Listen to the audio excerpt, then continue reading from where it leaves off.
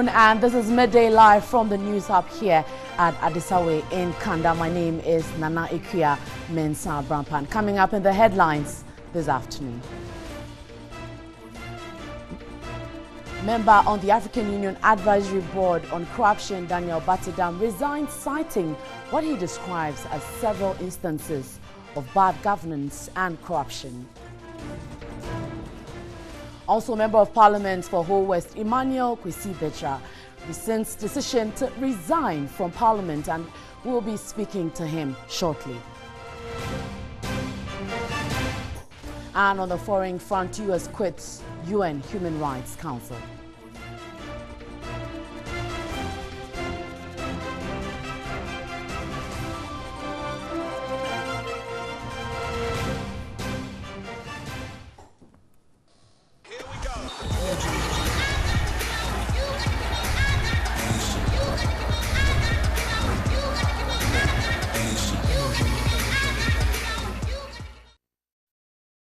All right, thanks for staying with us. Remember, it's still Russia 2018, and yesterday it was looking quite good for Africa, talking about Senegal as well as Egypt. Egypt not doing too good. Yalfa Sulabi joins us here to give us an update or an analysis of what happened yesterday. Yeah, what happened to Egypt yesterday? Well, Egypt, I must say, are out of the World Cup. I mean, yesterday after two consecutive losses against Uruguay and then against Russia, they are out of the World Cup. But the bright side, Senegal have one win. Yesterday they won against Poland by 2-1. It puts them in good standing in that group. That gives them 3 points apiece with Japan, who also have 3 points after beating Colombia. So in their next games against Colombia, and you'd expect them to do better than they did in the first one. That is to amass another point and get them into the round of 16 stages, which will be very, very huge for Senegal, because the last time they were at the World Cup, they were able to attain that feat as well. But Egypt, though, bad luck for them. They are out of the World Cup. They just need to go and regroup. Hopefully, it doesn't take them another 28 years to get back on the world stage. No. So, I mean, it's all good for the African side. But this afternoon, another African side is in contention. Morocco seeking to win their first game. But that would be a huge one, because they're playing against Cristiano Ronaldo's Portugal, which many people have said is unlikely for them to win. But we are just hoping to see what happens. Okay, so we'll be getting more detail when it's time for the sports segment. Yalfa Sulabi and the rest of the team would join us to give us more right here on Midday Live. You're watching Midday Live. Remember, we're streaming live on Facebook. It's TV3 Ghana, also on DSTV channel 279. Let's look at our very first story for this afternoon. 7 people are said to have died following Monday evening's downpour. Now, the National Disaster Management Organization on Tuesday retrieved bodies of 2 persons said to have drowned in rapid flood waters. And joining us now on the line is Abu Ramadan, who is the Deputy Director General of NADMO.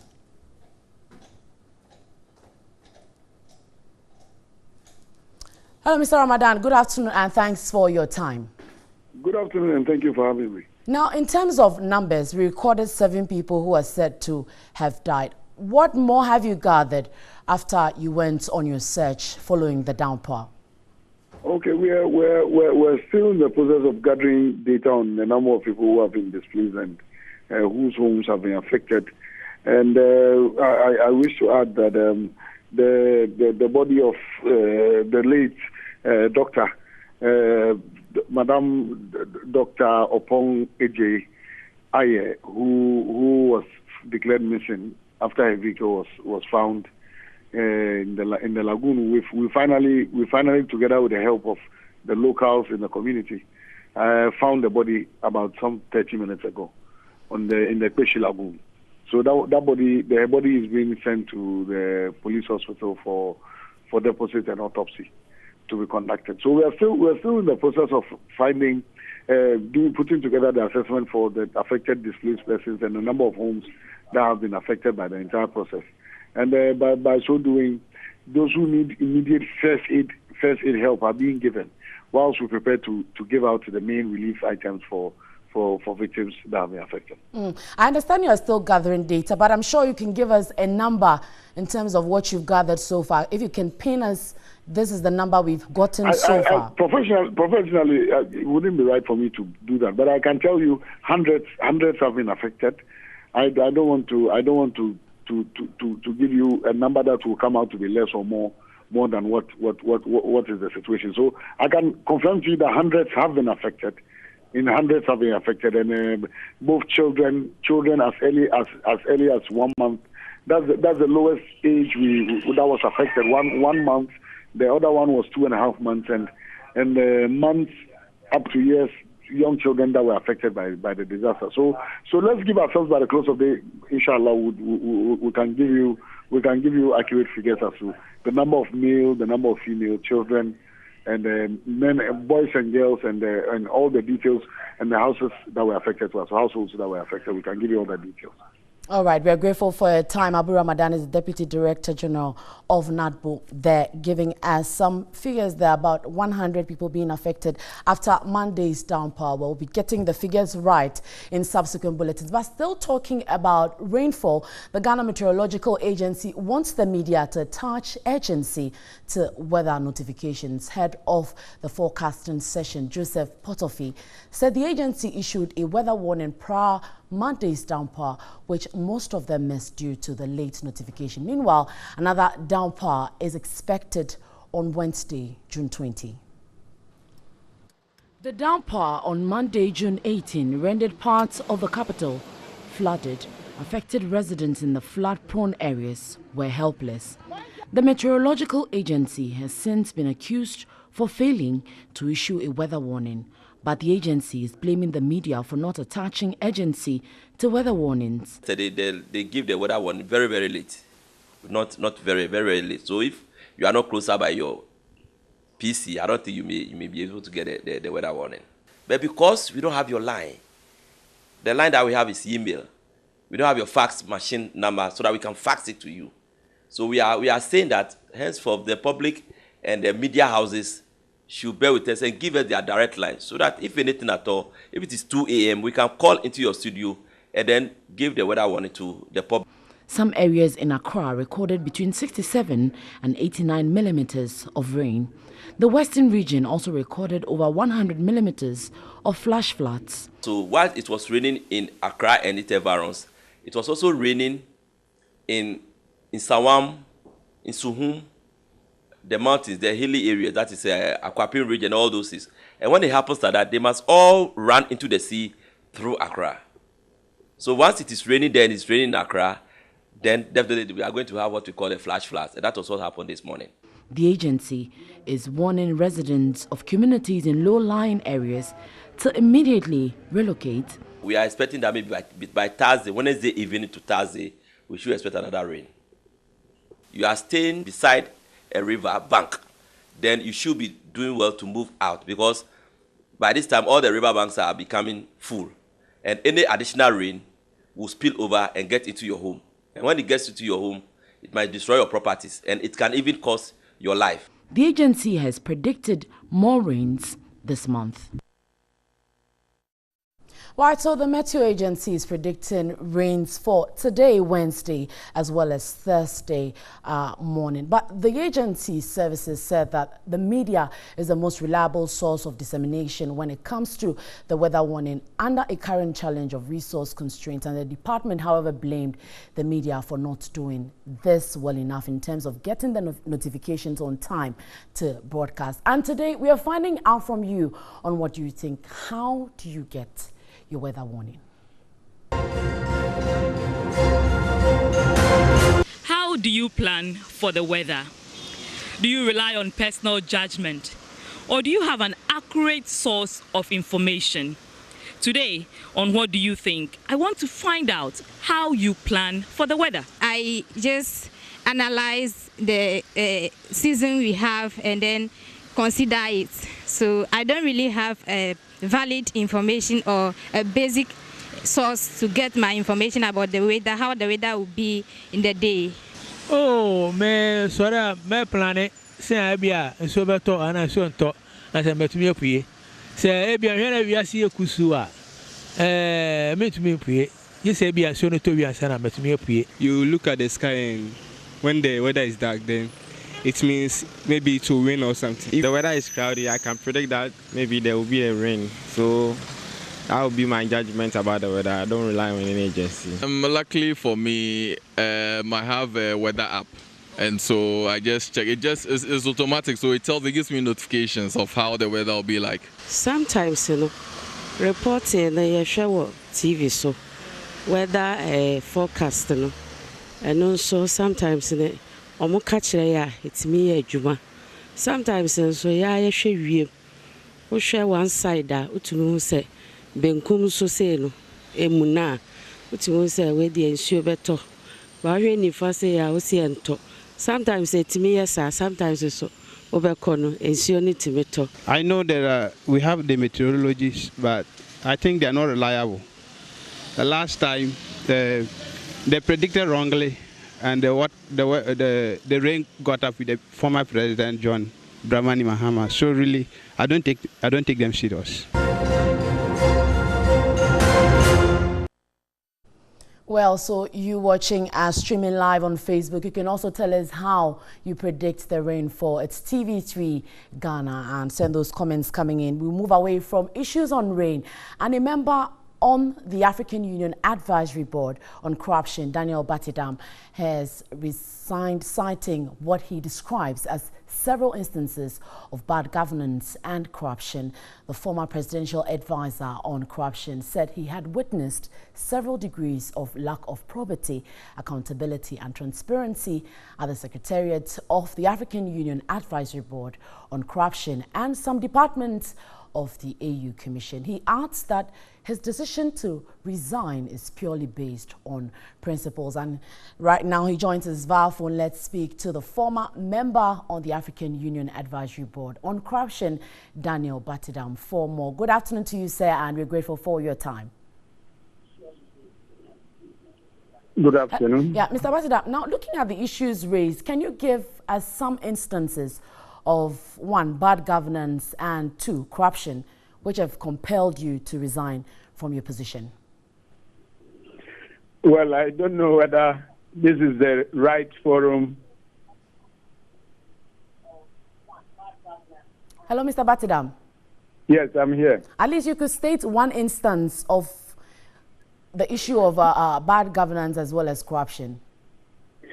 Well, what I'm saying is I am not sure this is the right forum for me to provide what I consider as you are asking me to provide evidence. All right, but interestingly, isn't it quite ironic that a member of the African Union Advisory Board on Corruption will resign for the same reason why the board was set up to deal with?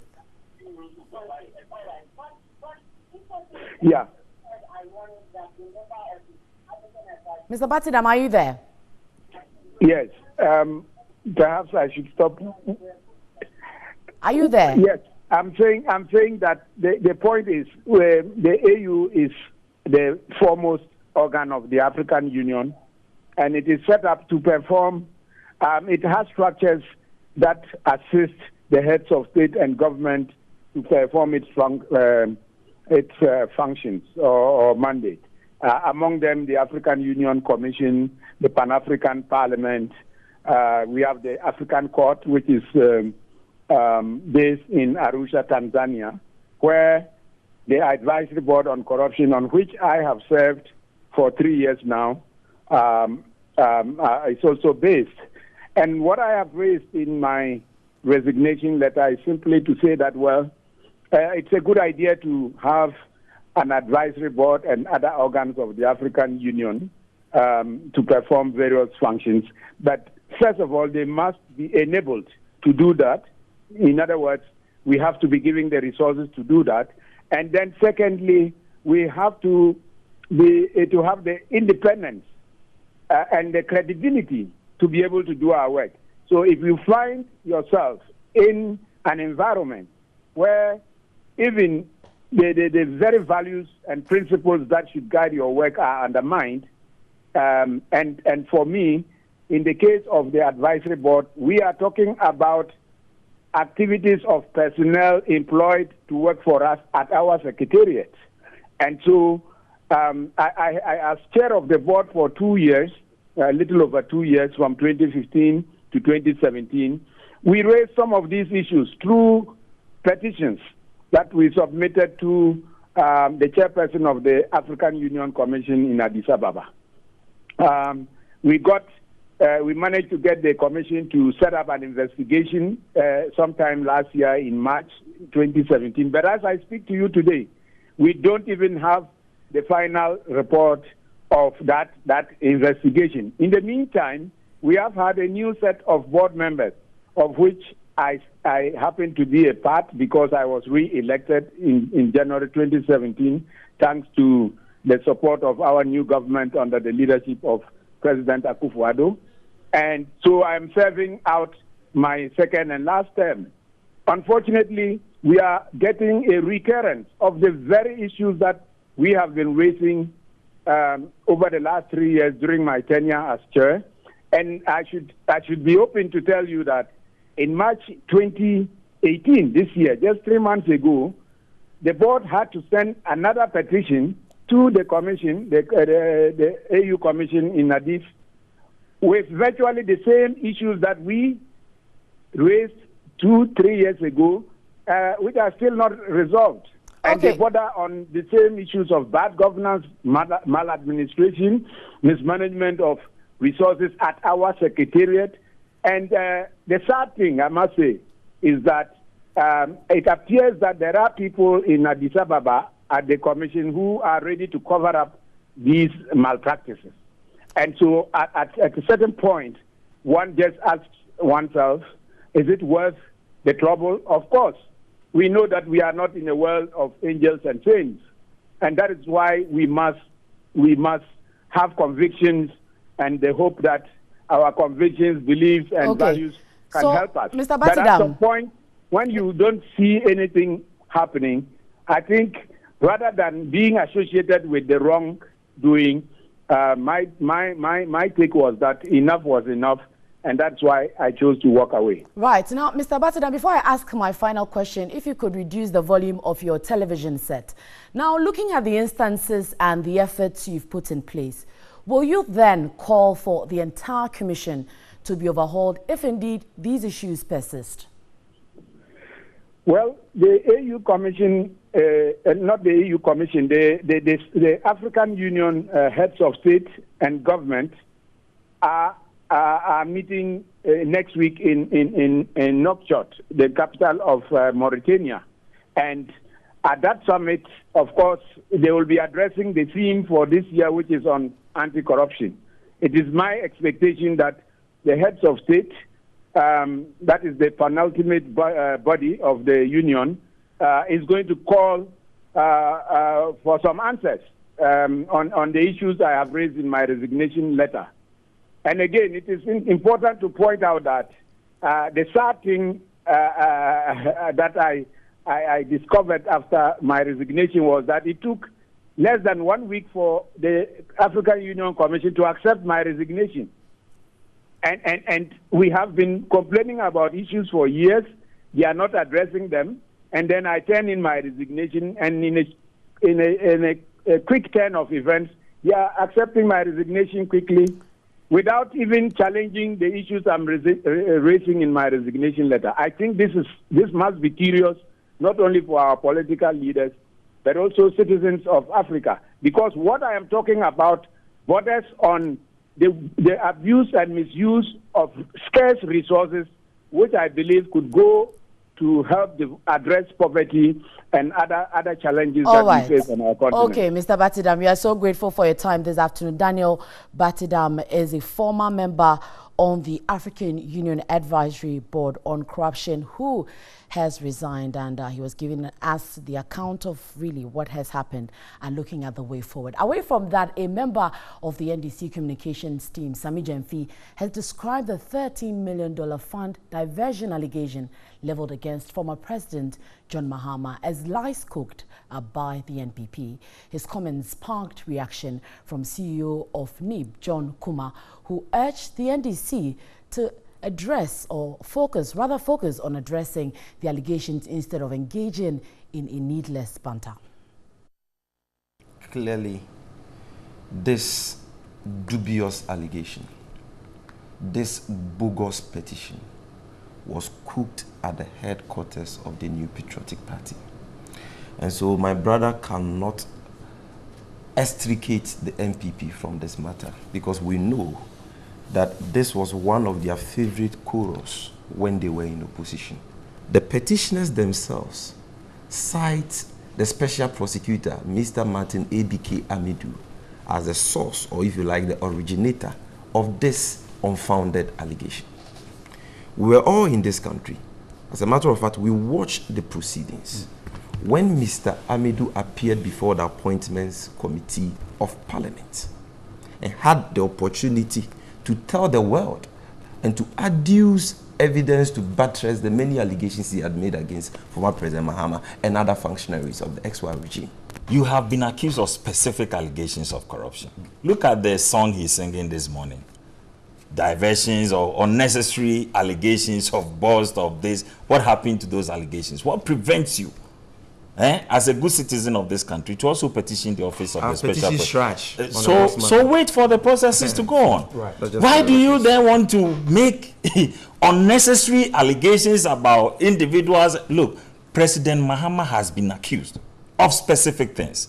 I don't know whether it is true or not. I don't even have the capacity and the mandate to determine whether all those allegations are true. And look, he says this was cooked. I'm coming. Just before you come in. Okay. He says this is cooked at the headquarters of the NPP. That's the allegation. Is Mr. Martin Amidu a member of the NPP or a member of the NDC? So clearly, this has been cooked in the headquarters of the NDC.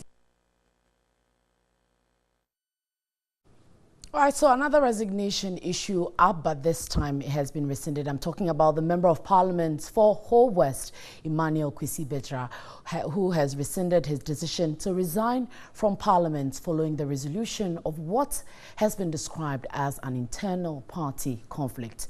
Now, the MP on Monday had written to the Speaker of Parliament, Professor Michael Quay, informing him of his decision to resign. The Whole West MP's opposed resignation was also linked to challenges with regards to the party's upcoming constituency election, and he joins us via phone this afternoon himself, MP Emmanuel Kwesi-Bedzrah. Good afternoon to you, sir, and we're grateful for your time. Good afternoon, and good afternoon to your cherished viewers and listeners. Right. Now, did you indeed write to the Speaker to formally resign as MP for Whole West? No, I've not written to the Speaker at all. I think yesterday the General Secretary of the party has spoken to the issue. There were a few challenges, but I've not written to the Speaker that I was resigning. So you didn't write that you were resigning? No, at all. I don't know where the information came from. Actually, there was a verbal communication which led to somebody thinking that I was going to write that I was resigning from Parliament. Let me just give the scenario. Monday, I saw a letter purported to be coming from the national headquarters for some constituencies that were supposed to hold their election. That's the conference on Saturday. And I noticed that Whole West was also included. And I tried to reach my chairman, that's the constituency chairman, who said he doesn't have any knowledge about it. I spoke to the regional chairman. He also said he doesn't know anything about it. I tried reaching headquarters to find out what was going on, and I did not get any information. So in early morning on Tuesday, I called our minority leader. In fact, he called rather, that he heard that I was angry about certain things. And I explained to him that, well, indeed, I tried reaching National Executive to find out why our names were included. And he said, well, he'll get back to me. So that was what really happened. Okay. And my point really was that we represent the people at the grassroots level. And therefore, if there's going to be any decision at all, the people at the grassroots should be in the known. You should not take decision at the headquarters without informing the grassroots. Yes, we elected you, that we give you power to have authority over us, but that does not mean that the power we give the national executive, they should not respect the grassroots or now, the rank of Mr. Bedzrah, Quickly talking about the people as you raised, there have been reports of a fierce power struggle within your constituency. What's the root cause of this problem? No power struggle. No, but if anybody says there's a power struggle, the person should come to Howard and Farmer. They said you had everybody. I'm in the constituency now actually because of what happened. He was going to demonstrate and I have to come next. Chiefs and everybody were calling me. There was no power struggle. Who is the MP? I'm the MP. Not only MP, but as well as the chairman of the voter club. So who says there's a power struggle here? It's a figment of somebody's imagination, and I don't think it is right for anybody to do that. There were electors. They've written, one gentleman wanted to be an MP, started campaigning since 2016. As soon as the election was done, the general election was done, he started campaigning that he wants to be an MP. So then our constituency executive wrote to him that it was not right. We are now in a position, the new government has not been installed. We should wait till the new government be installed. So that has been going back and forth. Until we had this registration exercise. He came in, tried to disrupt the registration exercise, and they written to him that they were suspending him from the party. And that led to another thing altogether. So eventually, the national executive came down to the regional office to meet with the executive, the constituent executive, to resolve the issue, and that has been resolved. There was no power struggle at all. Okay, we are grateful for your time for that clarification regarding your resignation as well as rescinding the decision. Emmanuel Kwesi-Bedzua is the MP for Ho, right? They're clearing the air, talking about he resigning, which he said he never resigned, and of course coming with a rescinding of that decision. You're watching Midday Live and we're taking a breather. We'll return shortly with more. Stay with us.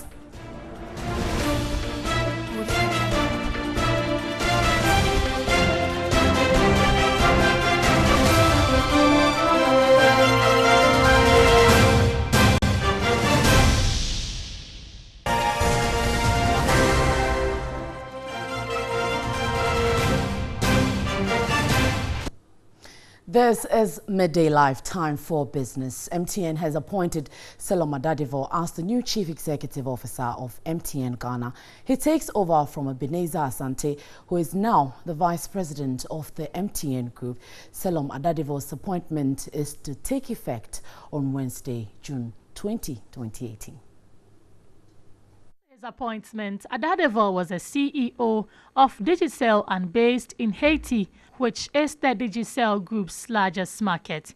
He was also the Chief Commercial Officer and Head of Mobile Financial Services for Millicom Tigo Ghana. Selom Adadivo is an alumnus of the Wharton School, University of Pennsylvania and Kwame Nkrumah University of Science and Technology. According to MTN, Selom will bring a wide-ranging skill set to his new role with MTN, including experience in the technology industry, where he has leveraged technology innovation to drive P&L EBITDA improvement. It is expected that Adadivo will also take the business to the next phase of excellence. Meanwhile, outgoing CEO Ebenezer Asante has so far congratulated Selom and insists MTN users welcome him with open arms. And Ghana will conduct its first public tendering at the end of this year. Head of Policy at Africa Center for Energy Policy, ASEP, has made some recommendations to guide the process. Pauline Anaman argues that these guidelines will ensure a transparent and rewarding process for all stakeholders. The government has recommended the mapping of 9 additional oil blocks in the Western region for allocation to local and international companies by the last quarter of the year. 3 of the blocks are to be allocated through open competitive tender. 2 will be given through restricted tender, while the remaining 4 will be handed over to the National Oil Company, the Ghana National Petroleum Corporation, GNPC, to ensure a rewarding tender process.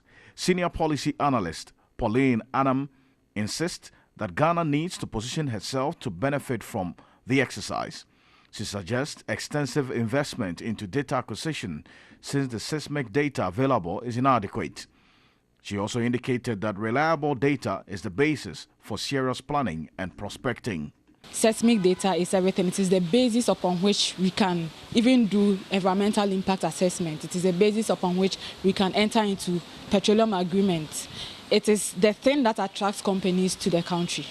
Pauline Anaman, also indicated to address the data problem, Ghana must give clear guidelines on how to qualify applicants for petroleum licenses and place priority on transparency by making public all related information.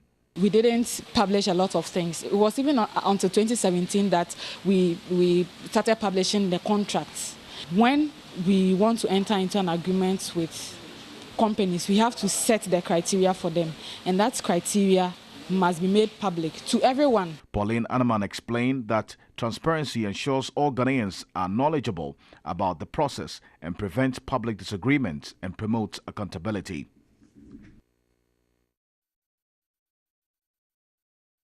And that will do for business this afternoon. Right, so we're moving away from business to some more issues, talking about issues coming from the court, and one of the accused persons standing trial for the murder of JB Dankwaidu, Daniel Isiedu, has accused the NPP for sending him to kill the former legislator, and he told an Accra District Court he was instructed by his sponsors to rather accuse the NDC of sending him to commit murder. Godfrey Tanam, who has been at the proceedings, joins us in the studio. Is our court reporter. Godfrey, good to have you here. Now, what did you gather from the courts, looking at what I have in front of me now? Know that it's a case that we've been following for some time now after the murder of the former MP.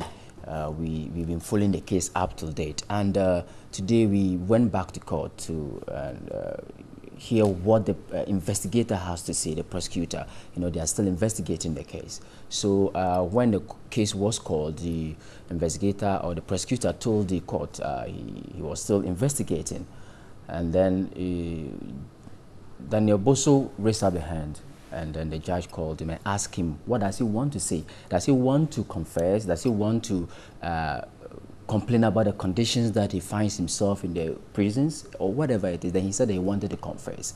Then he was asked, okay, fine, if we're going to confess, then we need to record whatever you say. So he told the magistrate he was contracted by the MPP to kill the MP, and he was actually told that after the execution of the contract, as he put it, he was going to be promoted. That's how he put it. So the judge asked him, what does he mean by promotion? And he says that it is to give him whatever he wants. That is, if whatever he asks for will be given to him. And he was told that after he would be arrested. He knew he was going to be arrested after he finished with the contract. And then he was told that after he was arrested, he should say that it was the NDC that sent him to do that. And he's been going back and forth, up and down, and so nothing is being said. finally, what was the court's conclusion? Has the case been adjourned? What is the happening? case has been adjourned. So what the court is saying is that you go and think about the whole thing and then come back on 26th of July, whether to add more to whatever he has said or to retract whatever he's saying. Because at the end of the day, this is the committal stage. At the end of the day, he has to move to the High Court where he's supposed to go and prove all that he's saying, and that is where the trial proper begins. Okay, I'm sure Godfrey Tanam will be giving us more in his reports and subsequent bulletins from the court, talking about one accused person standing trial for the murder of JB Dankwaidu, Daniel Isiedu, who has accused the NPP for sending him to kill the former legislator. Godfrey Tanam is our court reporter. He has more later. And to some other issues, Parliament has rejected the formula by the District Assembly's Common Fund Administrator, Irene Natoshi Ado, on how to use the common fund. Both sides of the House said the formula by the administrator was contrary to what Parliament had approved.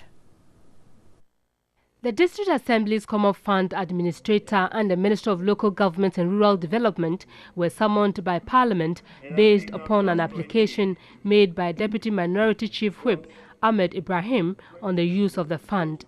The MP who raised the matter on the floor some few weeks ago said the administrator was acting contrary to what Parliament had approved for disbursement of the fund.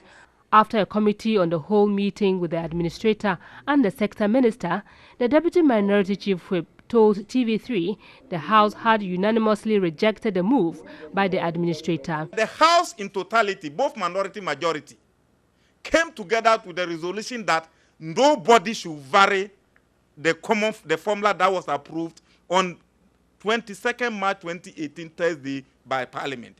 So what it means is that an amount of 960 60 million Ghana cedis should be sent directly to the MMDAs to go about constructing their schools, provision of water, and all the duties and responsibilities that have been given to them. Earlier to that, they were going to take 80% of the 960 million and send some to school feeding secretariat, send some to nation building secretariat, and send some to NACOB. So now, that one will not hold. He said the 2.7 billion cedis approved for the MMDAs had been further reduced to 1.8 billion cedis. The government came to cap it to 5%, which brought it to the 1.8 billion. Then the 1.8 billion that the House approved for the MMDAs, the House gave government 900 out of that, remaining only 960 million to be sent to the MMDAs. Out of that, government, if the directives was allowed to fly, what it would have meant was that government was going to use about 700 and something out of that. So it will be only 160 million. That will be shared for the whole year among the MNDs. So what would they have been using it for? Meanwhile, this is a government that is going around. I'm bringing governance to the doorstep. I'm decentralizing. I'm creating more districts. How do you create more districts without and then take the monies that is meant for the districts?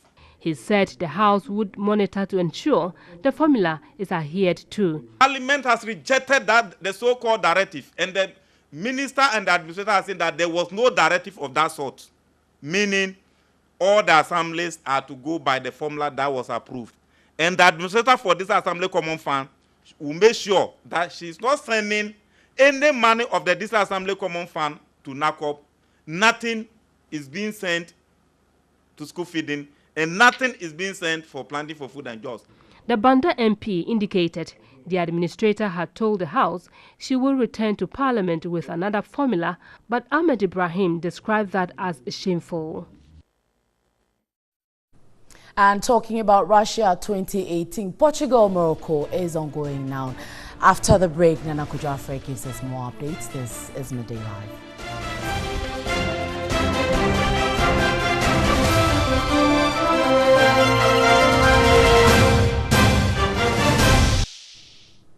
And on entertainment this afternoon, Ghanaian musician Nati Borax thinks government's commitment to the fight against corruption will be an exercise in futility without support from Ghanaians. His latest single, Aban Kawa, dedicated to the fight against corruption, was inspired by the president's call on Ghanaians to be citizens and not spectators.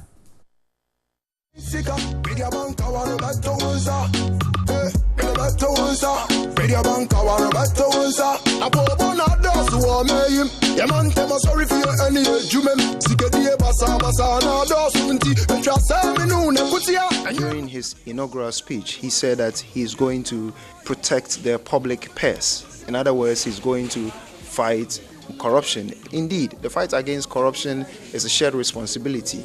It's not one man thing. It doesn't rely solely on his shoulders to fight corruption. And so I asked myself, what can I do as a musician, as a citizen of this country to help him fight corruption? The single was inspired by the growing list of corruption cases. Borax considers the production of the patriotic song as his special contribution to the president's anti-corruption campaign. Yeah, there are equally good songs out there that I have it in my repertoire to come out with, okay, commercial songs that could actually, be commercialized and give me some returns. But I said to myself, it shouldn't be only about party songs, love song all the time. I need to be patriotic, and I need to support His Excellency the President to be able to push his agenda forward. The gifted musician believes more of such patriotic songs will change condemnable attitudes and help build a better Ghana. The singer, however, expressed disappointment in the office of the special prosecutor, noting the office totally ignored a special invitation to grace the launch of the project. And I've written to your office to invite you to come and grace such an occasion, and you're unable to turn up, probably because of your busy schedule.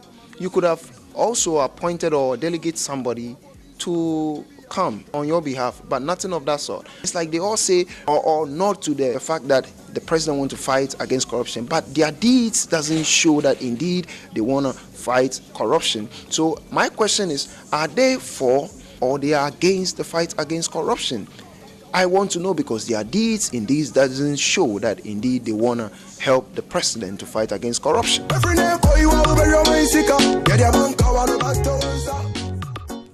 Right, and that's it for this afternoon's bulletin. Remember, there's more news on 3news.com. You can keep your views and comments also coming in on our page TVC Ghana on Facebook and Twitter. My name is Nanikia Mensah Baba. Do have a good afternoon and enjoy your lunch.